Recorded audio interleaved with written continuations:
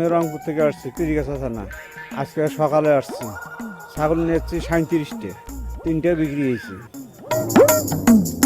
সর্বোচ্চ দাম আমার 21,000 টাকা পর্যন্ত আছে। এখন পার পিস ছাগলের যেটা বাজার আছে অনেক ধরা, পার পিসে 2,000, 3,000, 2,500 কোটি টাকা নাই। সব রকমই কাস্টমার যদি চাওয়া হয় 25,000, দাম করে 12,000, 13,000। তো হঠাৎ দুই একজন 14, 13 এই পর্যন্ত দাম করে, সাড়ে 14.5 আর একবার আগে না। ভীম লিকুইড এক ধোয়াতেই তেল চর্বি সব পরিষ্কার, মাত্র 50 টাকায়।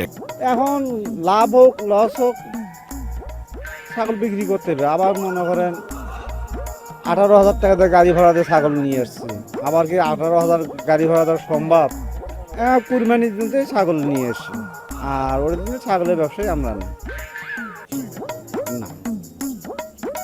বছর গিয়ে একটা ব্যবসা করি, যাই 20-30,000 টাকা যায় হয়, ও এটা আর কি সংসারের রোজগার হিসেবে থাকি যায়। ছাগল এতগুলো ছাগল নিয়েছি, বিক্রি করতে পারতেছি না, মনটা খারাপ না, বহু টাকা লস।